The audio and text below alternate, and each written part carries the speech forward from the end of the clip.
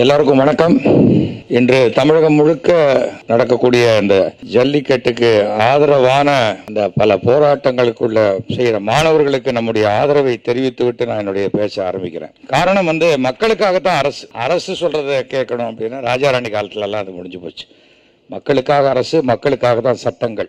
இந்த பீட்டாங்கிற அமைப்பு ஏதோ ஒன்று சொல்லுது அமெரிக்காவிலேருந்து. அவங்க என்ன பர்மிஷன் வாங்கியிருக்காங்கன்னா 30 நாட்களுக்குள்ள எங்களால் விலங்குகளை பராமரிக்க முடியலன்னா நான் அதை கருணை கொலை செய்வேங்கிறாங்க. இவங்க என்னத்த மிருகங்களை பாதுகாக்கிறது? இவங்க என்ன பண்ணுறது? நம்ம எத்தனையோ லட்சக்கணக்கான கோடிக்கணக்கான உயிர்களை குடிக்கக்கூடிய சிகரெட்டையும் மதுவையும் விற்கக்கூடியவர்கள் என்ன பண்ணுறாங்க? அந்த பாட்டிலில் போடுறாங்க, it is injurious to health அப்படின்னு போட்டு கடையில் விற்கிறாங்க. அது மாதிரி மாட்டு கும்பலை போட்டுருங்க, it is injurious to health அப்படின்னு போட்டு பண்ணிட வேண்டியது தானே. வேணுங்கிறவங்க குத்திக்கிறாங்க, வேண்டாதவங்க விட்டு போறாங்க, அவ்வளவுதானே. இது என்ன பெரிய ஒரு விஷயம்? மதுவுக்காக ஒரு 700 கோடி ரூபாய் மதுவினால கிழக்கூடியவர்களுக்காக கேன்சருக்கு செலவழிக்கிறாங்க. மதுவினால 5000 கோடி ரூபாய் பணம் வருதுன்னு சொன்னா அதை விட்டுட்டாக்க இந்த பணமே செலவழிக்க வேண்டாம், கேன்சரே வராது சிகரெட்டுக்காக. அதை தடை செய்யறது இல்லை. அது பல விஷயங்கள். இது என்ன, நமக்கு வெளிநாட்டு மோகம் எல்லாத்துலேயும் வந்ததுனால நம்ம ஜீன்ஸ் வாங்குறது நிறுத்தினாலே நமக்கு குடிநீர் தண்ணி பஞ்சம் வராது. காரணம் என்ன? ஒரு ஜீன்ஸ் பண்ணுறதுக்கு கிட்டத்தட்ட 17,000 லிட்டர் தண்ணி செலவாகுதுன்னு சொல்கிறாங்க. அப்போ அத்தனை லிட்டர் தண்ணியை நம்ம குடிக்கிற தண்ணியெல்லாம் மிஸ் பண்ணிட்டு ஒரு ஜீன்ஸ் வாங்குகிறோம். ஆனால் அதை அதுக்கப்புறம் லைஃப்பில் துவைக்கிறது இல்லைன்னு வச்சுக்கோங்க. அது ஒரு பெரிய ஒரு விஷயம். வட சென்னை, என்றைக்குமே இந்த வட சென்னையை பற்றி எடுக்கக்கூடிய படங்கள் மிகப்பெரிய ஹிட்டாக இருக்குது. நான் இந்த ஆர்கே சுரேஷ் என்னுடைய நல்ல நண்பர்,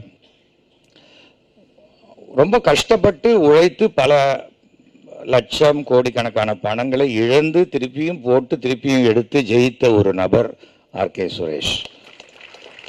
யாராவது பணம் கொஞ்சம் இழந்துட்டாங்கன்னா டக்குன்னு வேற ஃபீல்டுக்கு போயிடுவாங்க. ஏன்னா விட்ட இடத்துல பிடிக்கணும்னு சொல்லி அந்த தீர்மானம் சினிமா தான் அப்படின்னு. ஏன்னா எனக்கு கிட்டத்தட்ட ஒரு 10-15 வருஷமா பழக்கம் சுரேஷ்.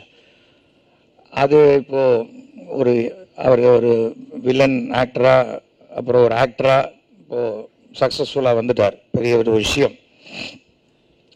சின்ன படம் எடுக்கிறது ரொம்ப சுலபம், ஆனால் அதை வியாபாரம் பண்ணுறது மகா கஷ்டம். தியேட்டருக்கு இன்னைக்கு பார்த்தா ஆச்சரியமாக இருக்குது. ஒரு கமலா தியேட்டர் ஹவுஸ்ஃபுல்லாக இருக்குது. இதை டிக்கெட்டு வாங்கிட்டு ஹவுஸ்ஃபுல்லாக இருக்க வேண்டியது ரசிகர்களுடைய கடமை. அதுதான் ரொம்ப பெரிய ஒரு விஷயம். சின்ன படம் ரொம்ப ஈஸியாக எடுத்துடுறாங்க. ஆனால் இப்போ திருட்டு டிவிடிலாம் கொஞ்சம் குறைஞ்சிருக்கு. இந்த 1000 ரூபா நோட்டு 500 ரூபா நோட்டு இல்லாதனால அந்த கொஞ்சம் குறைஞ்சிருக்கு திருட்டு டிவிடி. அப்படியும் நேற்றுக்கு பிடிச்சிருக்காங்க, பெரிய லெவலில் 1.5 லட்சம் டிவிடி பிடிச்சிருக்காங்க. முதல்ல அந்த காவல்துறைக்கு மனமார்ந்த நன்றியை தெரிவிக்க வேண்டும். சின்ன படங்கள் என்ன பண்ணணும்னா தனியாக தனக்கென்று சில விதிமுறைகளை வகுத்து கொள்ள வேண்டும். அந்த தயாரிப்பாளர்கள் படம் ரிலீஸ் ஆகிற அன்னைக்கு தியேட்டர்லேயே ரிலீஸ் ஆகணும், அன்றைக்கே டிவிடி ரிலீஸ் ஆகணும், அன்றைக்கே இன்டர்நெட்டில் ரிலீஸ் ஆகணும். ஒரு தயாரிப்பாளர் பணம் போட்ட தயாரிப்பாளர்களுக்குத்தான் அந்த பணத்தை எத்தனை வகையில் எடுக்க முடியுமோ அதை எடுக்கக்கூடிய வாய்ப்பு வழங்கப்பட வேண்டும். நீ அங்கே போடக்கூடாது, இங்கே போடக்கூடாது, வெளில விடக்கூடாதுனாக்க பணம் போடுறது மாத்திரம் அவங்க பாக்கெட்லேருந்து எடுத்து கொடுத்துட்டு நீ சம்பாதிக்கவே கூடாதுன்னு சொன்னால் அந்த தயாரிப்பாளர் அப்படி அடுத்தவங்க யார் இந்த இண்டஸ்ட்ரிக்குள்ளே வர முடியும்? நானும் திரு பாக்யராஜ் அவர்களும் சினிமாவுக்கு வந்தபோது அப்போ சினிமா வேற, அப்போ இருந்த சினிமா வேற. இன்னைக்கு டிஜிட்டலில் வந்தோன்னே சினிமா செலவு குறையும்னு பார்த்தா டிஜிட்டலில் வந்த பிறகு சினிமா செலவு மிக அதிகமாக இருக்கிறது. அதுதான் ரொம்ப கஷ்டமா இருக்கு. எந்த துறையில பணம் போட்டவர்கள் திருப்பி பணம் எடுக்க முடிகிறதோ அப்பொழுதுதான் அந்த துறை வளருமே தவிர அதில்லாட்ட அந்த துறை வளருவதற்கு உண்டான வாய்ப்பே கிடையாது. அதற்கு உண்டான அனைத்து விஷயங்களும் செய்யணும். ஒரு டெலிவிஷன்ல படம் வந்ததுன்னா எத்தனை முறை பணம் வந்தாலும் அத்தனை முறை அந்த தயாரிப்பாளருக்கு பணம் வரக்கூடிய ஒரு விஷயத்தை நாம இனிமே அதை செய்யணும். ஏதோ ஒரு நாளைக்கு எழுதி கொடுத்துட்டு அதுக்கப்புறம் அந்த படத்துக்கு நமக்கும் சம்பந்தமே இல்லாத மாதிரி என்னைக்காவது அந்த படத்தை பார்க்கணும்னா கூட நாம கேபிள் டிவிக்கு பணம் கட்டினாதான் நாம எடுத்த படத்தை பார்க்க முடியுங்கிற சூழ்நிலை இருக்கு. அதையெல்லாம் மாற்றப்பட வேண்டும். ஏன்னா எவ்வளோ யங்ஸ்டர்ஸ் வந்திருக்காங்க, டெக்னீஷியன்ஸ், எக்ஸ்ட்ரானரி. இன்னைக்கு 21 வயசு பையன் துருவங்கள் 16ங்கிற படத்தை எடுத்து இன்னைக்கு எந்த பப்ளிசிட்டியும் இல்லாம மிகப்பெரிய ஹிட் ஆயிடுச்சு. ஏன்னா சில படங்கள் 21 வயசு பையனே பார்க்க முடியாதுன்னு சொல்லக்கூடிய சூழ்நிலையில் ஒரு பையன் படம் எடுக்கிறாங்கிறது எவ்வளோ பெரிய ஒரு விஷயம். அப்போ அந்த மாதிரியான டேலண்டட் பீப்புளுக்கு இப்போ ஆர்கே சுரேஷ் மாதிரி இன்னைக்கு வந்து ஆர்கே சுரேஷ் இந்த படத்தை எடுத்திருக்கிறதுக்கு மிகப்பெரிய இந்த டீம் வந்து ஆர்கே சுரேஷை தான் நீங்கள் தேங்க் பண்ணணும். ஏன்னா படம் தியேட்டருக்கு வந்து 2 வாரம் ஓடக்கூடிய அளவுக்கு விஸ்டாண்ட் பண்ணக்கூடிய ஒரு ப்ரொடியூசர் கிடைச்சது தான் உங்களுக்கு பெரிய கிஃப்ட்.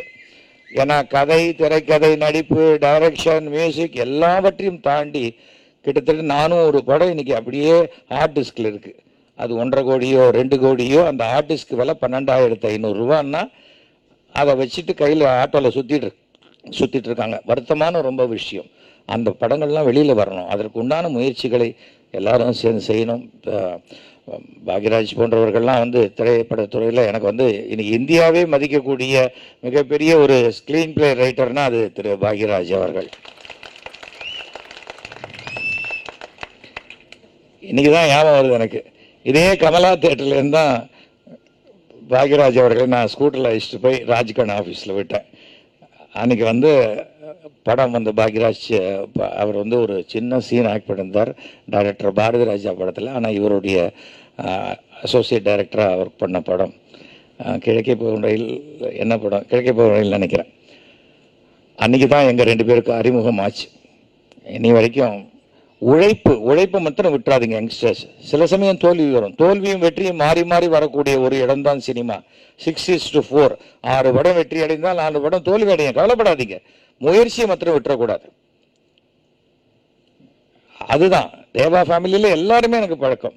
போசஸ் தேவாவாக இருக்கும் பொழுதுலேருந்து எல்லாரையுமே சபேஷ் முரளியெல்லாம் இன்னைக்கு இன்னைக்கும் அந்த எனர்ஜி குறையாம இருக்கக்கூடிய ஒரு பெரிய ஒரு மியூசிக்கை வெயிட்டா போடக்கூடிய ஒரு நபர். அது இன்னைக்கும் பிடிக்கக்கூடிய அளவுக்கு எல்லாம் அந்த எல்லாரும் ஆச்சரியமா இருக்கு. ஒரு இந்த ஏஜ் எல்லாம் விட்டுருங்க. அவங்க இன்னைக்கு குத்தாட்டம் பாடும்போதே அவங்க பாடும்போது உட்கார்ந்த இடத்துலயே ஆடிட்டே பாடுவாங்க. அதை இன்னைக்கு வந்து எவ்வளோ சொல்லலாம். ஆனால் கருமாரியம்மன் பாட்டும் அவங்களுடைய அம்மன் பாடல்களும் இன்னைக்கும் வந்து பட்டி தொட்டியில் ஒலிக்காத இடமே இல்லை. அப்படி மிக எக்ஸ்ட்ரானரி டீம். அவங்க பாடினது வந்து உங்களுக்கு ஒரு பெரிய பிளெஸ்ஸிங்ஸ். ஸோ இந்த மாதிரி ஒரு நல்ல விஷயங்கள் எல்லாம் சேர்ந்து இருக்கிறது. என்றைக்குமே வந்து பாசிட்டிவ் எனர்ஜி எல்லாம் சேரும்பொழுது மிகப்பெரிய வெற்றியை அடையும்.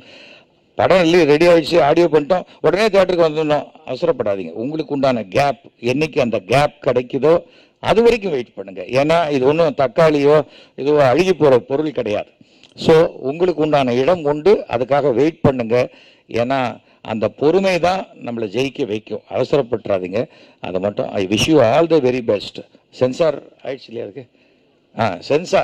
சென்சாரை பற்றி கவலைப்படாதீங்க. ஏன்னா வட சென்னைன்னு இருக்கிறதுனால இந்த இத்தால தான் முடியும் டைலாக்லாம். அந்த இத்தாவை மாத்திரம் மியூட் பண்ண சொல்லுவாங்க. ஆனால் தயவு செஞ்சு சென்சாரில் போய் உட்காரும்போது டைரக்டருக்கும் தயாரிப்பாளருக்கு ஒரு விஷயம் சொல்கிறேன். மஞ்சள் குளிச்சு பலி கொடுக்குற ஆடு மாதிரி போய் உட்காராதீங்க. இது உங்கள் படம். உங்கள் படத்துக்கு என்ன நீங்கள் ஆர்கியூ பண்ணணுமோ அதை ஆர்கியூ பண்ண வேண்டிய அனைத்து உரிமைகளும் உங்களுக்கு உள்ளது. எல்லாரும் யாரோ சொல்றதை உட்காந்து கேட்டுக்கிட்டு இருக்க வேண்டிய அவசியம் இல்லை. நான் இதை ஒரு மத்திய தணிக்கை குழு அதிகாரியாக நான் இதை சொல்றேன், சென்சார் போர்டு அதிகாரியா.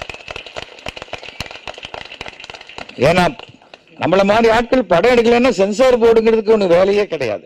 அதே போல இதை டிவியில போடக்கூடாது, இதை அங்க போடக்கூடாதுன்னு சொல்றதுக்கு சென்சாருக்கும் உரிமை கிடையாது. சென்சார் என்பது சினிமா தியேட்டர்ல போடுவதற்கு மட்டும்தான் சென்சார் பேசணுமே தவிர பாக்கி எதற்கும் பேசக்கூடாது. அதை நீங்க நல்லா ஞாபகம் வச்சுக்கோங்க. பல அட்வைஸ்லாம் பண்ணுவாங்க, அதை பத்திலாம் நீங்க கவலைப்படாதீங்க.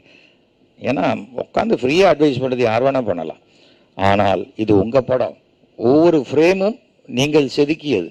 அதுக்கு உண்டான ஆர்கியூமெண்ட்டை வச்சுக்கோங்க. ஏன்னா எடுத்தோன்னே யூஏம்பாங்க, ஏம்பாங்க, அதெல்லாம் நிறைய இருக்கு. ஆனால் நம்ம ஊரில் யூ கொடுத்தது அமெரிக்காவிலேயே கொடுத்துருப்பாங்க, மலேசியாவிலேயே கொடுத்துருப்பாங்க. அப்போ மலேசியாவிலேயே கொடுத்தது நம்ம ஊரில் எப்படி குழந்தைங்க பார்த்துட முடியுமா? அப்போது பாரபட்சம் இல்லாமல் பண்ணணும். அதை பார்த்துக்கோங்க, தைரியமாக ஃபேஸ் பண்ணுங்க. உங்களுக்கு ஏதாவது பிரச்சனை வந்ததுன்னா எங்கிட்ட சொல்லுங்க. எதுவாக இருந்தாலும் அதை நான் மத்திய தணிக்கை குழுக்கு நான் ரெக்கமெண்ட் பண்ணி என்ன உண்டோ அதை சால்வ் பண்ண கொடுக்குறேன். அதுதான். ஏன்னா நான் எஸ்வி ஜெகத் பயங்கர தைரியசாலி எல்லாம் பேசுவேன்.